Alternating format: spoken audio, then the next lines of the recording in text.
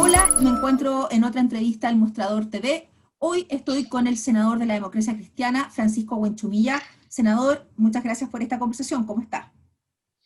¿Qué tal, Marcela? Muy bien aquí, encerradito, como corresponde, cuidándome, pero bien. Muy bien, pues, tiene que cuidarse. Sí.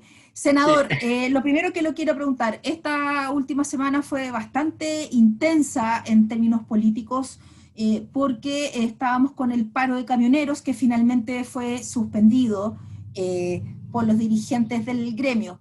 Quería preguntarle dos cosas. ¿Qué balance hace usted de ese paro en términos de costos, de efectos, y a la vez qué costos cree usted que le trajo al gobierno este paro? Mira, digamos dos hechos para partir el análisis. Eh, el tema del pueblo mapuche no es con los camioneros. El tema del pueblo mapuche es con el Estado y la restitución de las tierras que el Estado le usurpó.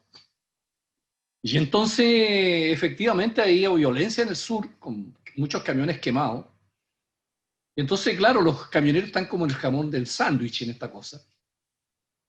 Pero este paro, el propósito del paro, a mi juicio, era netamente político, porque lo que estaban pidiendo era una cosa surrealista, ¿no?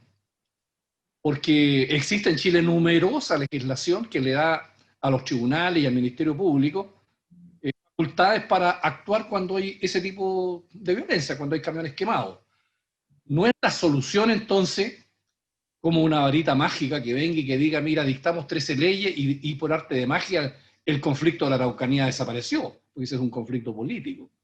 Entonces, cuando los camioneros hacen eso, con la pasividad del gobierno, entonces aquí lo que hay detrás es sacarse el pillo, el gobierno, permíteme esa expresión bien franca, para traspasarle la responsabilidad al Congreso, decirle, mire, esto no funciona en la Araucanía, yo no tengo herramientas porque el Congreso no ha podido despachar estas leyes y me la está atrasando. Entonces la responsabilidad es del Congreso y O sea, usted concuerda con quienes decían que esto estaba, si no orquestado, por lo menos con la venia del gobierno para usar los camioneros para que presionaran por su agenda de seguridad. bueno, y porque los dirigentes máximos de los camioneros eran toda gente de la derecha. Entonces había aquí una complicidad pasiva, por así decirlo, en cuanto a echarle la culpa al Congreso y específicamente a la oposición de estar trabando, entre comillas, una solución mágica para la Araucanía, que era la aprobación de no sé cuántos proyectos de ley. Y eso es ajeno absolutamente a la realidad que vivimos acá en la región de la Araucanía, porque nadie puede negar que efectivamente aquí hay violencia política de muchos años, pero todas las soluciones son cosméticas, recetas que van a los síntomas y no a las causas profundas del problema, ¿no? Entonces hubo una cierta complicidad vacía, a mi juicio, con respecto a esto que pasó. ¿Qué costos se generaron con este paro? Me refiero puntualmente costos políticos para el gobierno. Se lo pregunto porque se ha criticado bastante el doble estándar con que el gobierno trató a los camioneros en relación a otras manifestaciones de movimientos sociales, por ejemplo, en otros momentos, y se lo planteo también por el rol del Ministerio del Interior en este proceso. Porque camiones parados de la manera en que se vio por todos los medios de comunicación, molestando a la gente, ralentizando el tránsito, no solo de los camiones y vehículos necesarios para el abastecimiento y la salud, sino que en general para todos los usuarios. Y el gobierno pasivamente no tomó ninguna medida con todas las leyes que él pide que se dicten y cuando se dictan tampoco las aplica. Porque él insistió mucho en la ley antibarricada. Bueno, cuando llegó el momento de aplicarla, no las aplicó. Tenía la ley de seguridad interior del Estado, tampoco lo hizo.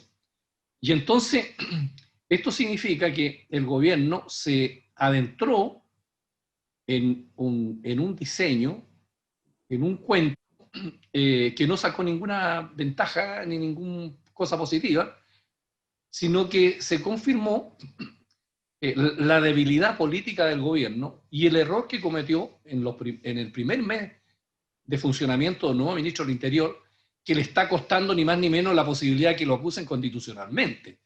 Entonces, claro, no hubo una sintonía fina para tratar un tema y para impulsar pasivamente un tema que en definitiva es puro costo para el gobierno.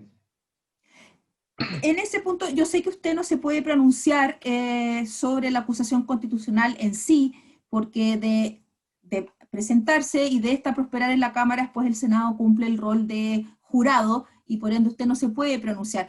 Pero sí le quería pedir que me evaluara la gestión de Víctor Pérez. ¿Y en qué sentido se lo digo? Víctor Pérez, en el mes que lleva como ministro del Interior, está el tema de los camioneros, que incluso se le acusó que durante muchos días, en vez de ministro del Interior, parecía vocero de las demandas de los camioneros, y el otro día, por ejemplo, salió a poner las manos al fuego por Pablo Longueira y su inocencia en el caso de SQM por las acusaciones de cohecho, un caso que el juicio oral ni siquiera se ha desarrollado todavía. Entonces, y se le criticó porque dicen que esas palabras no corresponden a un ministro del Interior. ¿Usted cree que Víctor Pérez aún no ha podido sacarse el traje de parlamentario y que eso le está perjudicando su gestión como ministro del Interior? Yo creo que al revés, yo creo que se lo sacó. Y se lo digo por qué. Porque Víctor Pérez lleva muchos años de parlamentario, de los años 90, trabajó acá en la Comisión de Constitución, fuimos colegas en esa comisión durante estos 2 años y medio, y entonces él, más que nadie, como ministro del Interior, sabe perfectamente que esa petición de los camioneros era una petición sin ningún sentido racional. Él sabe cómo funciona el Parlamento, sabe cómo se trabaja, sabe el ritmo que tienen los proyectos de ley, y por lo tanto, cuando partió esto, debería haber dicho a los camioneros, mire, su petición no tiene ningún sentido. Y lo mismo lo debe haber sabido Cristian Monkever, que fue parlamentario, la Carla Rubilar, que fue parlamentario, el presidente, que fue parlamentario. Entonces le estaban pidiendo al Parlamento una cosa que ellos sabían que no tenían ningún destino. Entonces esa es una tremenda responsabilidad al no haber dicho de la partida a los camioneros que eso no tenía ninguna posibilidad de concretarse, como de hecho no se concretó. Entonces, en ese sentido él jugó con fuego, porque sabiendo esto, pasivamente permitió que el conflicto escalara durante una semana o más de una semana, y cuando vio que se le escapaba de las manos, y cuando vio que había una acusación constitucional en cierne, entonces recién ahí vinieron a parar todo esto, porque la petición central de los camioneros no tenía, digamos, una lógica racional frente al trabajo del Parlamento. ¿Usted considera en todo caso, en ese sentido, considera que está al debe en su papel como ministro del Interior, más allá de que toda persona necesita un periodo de ajuste para acomodarse a las funciones que asume, y eso sucede a todo nivel y en todo ámbito de actividades, pero ya ha pasado más de un mes, Víctor Pérez es un político con bastante experiencia, ¿está al debe en su rol de ministro del Interior o ha sido deficiente en ese sentido? Y le vuelvo a insistir en el punto de Pablo Longueira y la defensa que hizo. Si corresponde que un ministro del Interior opine sobre un proceso judicial y se abanderice, además, considerando que el Ejecutivo propone jueces y al fiscal nacional. Mira, termino con el primer punto y después me refiero a lo de Pablo Longueira. Respecto al primer punto, el ministro del Interior estaba hace como un mes, poquito más, trabajando en la Comisión de Constitución con nosotros. Esa mañana que lo nombraron, nosotros lo despedimos, y eso salió en la televisión. Sí, vimos el video, sí. Buena suerte, en buena onda, porque con una persona que venimos trabajando muchos años, incluso fuimos diputados juntos en la década de los 90, nos encontramos en el Senado, entonces en buena onda uno le decía lo mejor. Entonces lo lógico es que si uno se conoce la forma de trabajar, el ritmo que le ponemos, la rigurosidad y seriedad con que encaramos los proyectos, lo menos que el ministro podría haber dicho, bueno, voy a hablar con mis colegas para ver si esto tiene sentido o no tiene sentido. Y le hubiéramos dicho, mira, Víctor, tú sabes que esto no es así, como ministro del Interior. Y sin embargo, él no se comunicó con nadie de nosotros, nunca conversó con los parlamentarios, con sus colegas de Constitución, si efectivamente ahí hubiera habido un tema. Como no había, él lo sabía, no tomó contacto con nosotros. Entonces yo creo que ahí hubo un mal diseño, un mal manejo y sobre todo una complicidad pasiva, digamos, con respecto al movimiento de los camioneros. Y respecto a lo de Pablo Longueira, el ministro del Interior es ministro de un gobierno, pero tiene que darle garantía a todos los sectores respecto de las facultades y de las responsabilidades que tiene. Entonces tiene que ser muy prudente y cuidadoso cuando se refiere a personeros que tienen cuestas pendientes con la justicia, y por lo tanto él no puede hacer una declaración como la que hizo, sino que debería, como digo, sopesar bien exactamente sus palabras para no crear incertidumbre en la gente respecto de la imparcialidad del gobierno en materia de cuestiones judiciales pendientes. Senador, lo cambio radicalmente de tema. La semana pasada, o sea, no más de 15 días, hubo una carta donde lo proclamaban militantes de la DC, de la Araucanía, pedían que fuera candidato presidencial. Primero le quiero preguntar qué le parece esa idea, si le seduce, y segundo, si cree que este es el minuto para que la oposición esté hablando de esos temas. Primero, esa carta quiere decir que hay gente acá en la Araucanía que me quiere mucho. Entonces me proclaman con mucho cariño y me piden eso. Pero evidentemente que no es el momento para andar hablando de candidaturas presidenciales. Tenemos una cosa mucho más central, que es el plebiscito y el proceso constituyente, y por lo tanto deberá abrirse un espacio para eso, yo creo que a partir de enero, de marzo del próximo año, para empezar a hablar de candidatura. Lo otro es que ser presidente de la República o aspirar a serlo no es una cuestión meramente subjetiva, que uno quiera, que se autoproclame, que uno piensa que tiene todas las condiciones para hacerlo y ande promoviéndose. Es una cosa de mucha responsabilidad y que requiere un conjunto de elementos, como es tener un partido unido, un partido con claridad en lo que quiere, tener una coalición que te respalde, tener ideas claras respecto del escenario, de lo que vas a proponer al país. O sea, tomemos en cuenta la situación y actuemos seriamente. Yo siento que esos antecedentes objetivos hoy día no se dan, y por lo tanto eso tendrá que verse en su momento. Y lo último es que yo sé que cualquiera persona que sea senador o diputado o dirigente le proponen ser candidato presidencial y a lo mejor se pone nervioso. Pero yo transito por la vida muy tranquilo, muy ligero de equipaje, digo yo, no soy ansioso, conozco este cuento, no hay lugar del Estado donde no haya estado, para mí nada es novedad, entonces nada logra moverme de mi tranquilidad con que vivo acá en medio de los árboles en el sur y al lado de esteros, de lagunas y de ríos, y entonces estoy feliz y tranquilo como estoy. Así que no. Me alegra que esté tranquilo, pero no me dejó claro si le gustaría la idea o no le gustaría. Es que eso es que yo creo que no es el verbo gustar. Yo Ya. creo que no es eso, no es que a mí me guste, porque yo creo que el cargo es tan importante que uno no puede darse ese lujo de decir me gustaría. No, yo no ando buscando ese cargo, lo digo claramente. No está en mi diseño personal como persona andar buscando cargo. Hubo cargos que busqué ser diputado, busqué ser alcalde, no busqué ser intendente, no busqué ser senador, y estoy aquí porque se dio nomás que yo estuviera aquí, digamos, pero este otro cargo no lo ando buscando, francamente. Como bien dice, hay mucha gente que se anda proclamando, pero también hay un tema de la sintonía que puede haber con la ciudadanía, y según las encuestas, la única figura de la oposición que está mejor posicionada en este minuto y que es competitiva a la mejor figura de la derecha, que es Joaquín Lavín, por la vereda del frente, es Daniel Jadue, el alcalde de Recoleta comunista.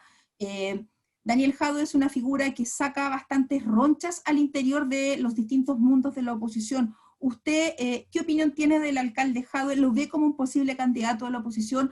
¿Y es de aquellos demócratas cristianos que dice que jamás se vería votando por un comunista o que no va a votar por ninguna circunstancia, y que dicen que una presidencial entre Jadue y Lavín es extrapolar las posiciones en el país? Mira, yo soy muy tranquilo para la política y para la vida, pero también soy muy franco, entonces te voy a contestar con tranquilidad, pero con franqueza. Yo no tengo ningún rollo con el Partido Comunista, me llevo muy bien con él, siempre hemos trabajado juntos en todos los cargos que yo he estado, no tuve ningún problema con la nueva mayoría donde estaba el Partido Comunista, tengo la mejor impresión de Daniel, creo que es un gran alcalde en Recoleta, y por lo tanto no tengo rollos con eso. Tampoco tengo rollos con hacer para el futuro una coalición donde esté el Partido Comunista, cero rollo con eso. Pero claramente aquí hay una operación de los grandes medios de comunicación de la televisión abierta, fundamentalmente, para posicionar a Lavín donde lo tienen en todos los matinales, y lo mismo a Daniel Jadwe, en una operación de la derecha para polarizar el sistema, donde aquí existe Jadwe y existe Lavín. Eso es la realidad y la verdad. Entonces, independientemente de la personalidad de Daniel, pero entonces él está siendo usado por la derecha para polarizar el sistema, como diciendo, mira, aquí existen los comunistas y existe Lavín, y en el medio no hay nadie. Entonces, si yo digo, si invitaran a la gente que está al medio, estos dos candidatos, de la misma manera como invitan a Jadwe e invitan a Lavín, probablemente hubieran muchas personas que a lo mejor estarían también peleando en las encuestas, de la misma manera como lo está peleando Daniel y Lavín. Eso es así. El rol que juegan los medios de comunicación en ese sentido es muy fundamental e importante. Y lo mismo pasa con la prensa escrita de los grandes consorcios periodísticos. Entonces, esa es la realidad, para ser franco, y eso es lo que yo pienso. Senador, llevándolo al tema del plebiscito, la oposición fue incapaz de ir al plebiscito con un solo comando. Hay 4 comandos de la oposición que todos llaman a votar por el apruebo y todos llaman a votar por una convención constituyente como mecanismo para elaborar una nueva constitución. Dicho eso, se ha señalado que la verdadera pelea constitucional va a estar en la elección de los delegados constituyentes. ¿Usted cree que la oposición va a ser capaz de ir con la menor cantidad de listas posibles para tratar de obtener la mayor cantidad de delegados? Porque dicen que si no, esa podría ser la gran farra histórica que se pegara a la oposición de regalarle en bandeja una mayoría a la derecha que no tiene. Mira, respecto del comando, yo no soy tan alarmista con respecto a que no haya un comando único, porque los comandos son un poquito cosa del pasado. Antiguamente, cuando los medios de comunicación no jugaban un rol importante, los comandos andaban acompañando al candidato, andaba en buses, en trenes, recorría todos los poblados. Hoy día, llegar a la gente por los medios de comunicación tradicionales y por las redes sociales y por esta misma vía del Zoom, que por ejemplo, yo no hay día que no tenga un conversatorio de Zoom con distintas partes de Chile, como nunca lo había hecho antes como senador. Yo creo que si hubiéramos estado en términos presenciales, no me hubiera comunicado con tanta gente como me estoy comunicando ahora por este medio tecnológico. Entonces, hoy día, esta batalla va a ser comunicacional y fundamentalmente por los presenciales. Y en ese sentido yo creo que hay bastante movimiento. Así que ojalá tengamos un comando de distinta naturaleza en todas las regiones y pueblos del país. Eso a mí no me preocupa. Lo que sí me preocupa es que no trabajemos un diseño estratégico para enfrentar lo que viene. Y a mí me parece que lo primero es que deberíamos concordar un diagnóstico del significado del estallido social del 18 de octubre. ¿Por qué nos pasó lo que nos pasó? ¿Qué es lo que está en cuestión? A juicio mío está en cuestión el modelo económico. La gente se aburrió de una sociedad abusiva, desigual, prepotente, clasista, racista, explotó y nos obligó a tener un acuerdo para tener una nueva regla del juego que es la constitución política. Entonces, la oposición debería tener claro eso. ¿Qué significa eso? Y en segundo lugar, tener una proposición, ir modelando un cierto programa que nos ponga de acuerdo en un mínimo común denominador, en que coloquemos nuestras banderas, saquemos las banderas que nos dividen y poder enfrentar lo que viene de manera unida a propósito de la Convención Constitucional y de todas las elecciones que vienen en el 2021. Creo que esa es una tarea de las directivas de los partidos. Senador, pero esa demanda que salió del estallido social, precisamente que se va a cumplir ya un año, y esa necesidad de nuevas reglas del juego, de un nuevo pacto social en este país para las próximas décadas, corre el riesgo, y algunos de la oposición lo han advertido, de que termine siendo igual o más conservador de lo que tenemos ahora, precisamente si es que la oposición no va unida y no hay una integración con movimientos sociales, con independientes para tener las mayorías necesarias. La convención requiere un quórum de 2/3, que es altísimo. Entonces, ¿cuál es la posibilidad ahí de realmente describir este pacto social que se está demandando? Mira, siendo realista, yo creo que es muy difícil que la derecha o la oposición logren sola más de los 2/3 de cualquier organismo que tenga que hacer la Constitución. lo más probable es que la derecha, arrinconada como está, y el diseño que tiene, y lo dijeron, lo dijo Alamán y otros, que el diseño que tienen es lograr un 35-40% de los constituyentes, y con eso tener más de un tercio, y eso le va a permitir negociar. Cualquiera que sea el resultado, si alguno de los dos bloques no tiene los 2 tercios, esto va a obligar necesariamente a negociar los distintos temas de la nueva Constitución. Porque aquí hay que escribir una hoja en blanco. Y para escribir la hoja se requiere un acuerdo. Entonces, eso va a requerir, digamos, de un esfuerzo político muy notable. Y yo espero que los partidos estén trabajando en esa dirección. El temor que tengo yo es que no se esté trabajando rigurosamente como yo hubiera querido. Mire, cada partido tiene muchos profesores de Derecho Constitucional que podrían ayudar a ir trabajando para tener insumos para los constituyentes respecto de los distintos temas, del rol del Estado, de los derechos sociales, del Ministerio Público, del Tribunal Constitucional, etcétera, de un montón de temas que van a estar ahí encima de la mesa, ¿no? La última pregunta para ir cerrando esta entrevista, senador.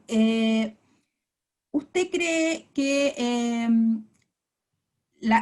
el tema sanitario y el tema del miedo al contagio puede afectar la participación en el plebiscito del 25 de octubre? ¿O cree que la gente está lo suficientemente convencida de la importancia de este referéndum y va a haber un nivel de votación que evite que sectores del rechazo, como han intentado, lo cuestionen por nivel de participación, precisamente? Bueno, yo creo que efectivamente puede haber un temor, la gente tiene temor, porque la enfermedad existe, el tema de la salud existe, el contagio existe, la fragilidad de muchos existe, sobre todo la gente, los adultos mayores. Entonces, efectivamente, eso es un tema. Ahora, nosotros dictamos una reforma constitucional donde le dimos facultades al CERVEL para que adopte todas las instrucciones, normas y reglamentos para tratar de tener un plebiscito seguro, y también se lo dimos al Ministerio de Salud, para que en conjunto con el CERVEL dicten todas las normas sanitarias que permitan a la gente ir con mayor seguridad. Pero efectivamente, yo creo que ese es un tema, sobre todo con la gente que está contagiada, con la gente muy frágil, vuelvo a repetir, los adultos mayores, gente que puede tener enfermedades preexistentes. Entonces, yo siento que ese es un cuento y un temor con fundamento, porque la gente no quiere contagiarse, la gente no quiere morir en definitiva, si se pone a esto. Entonces el gobierno juega con eso, que al gobierno le conviene que participe poca gente, que vaya poca gente. Incluso algunos han deslegitimado el proceso diciendo que si no participa, no sé, el 50% no sería válido.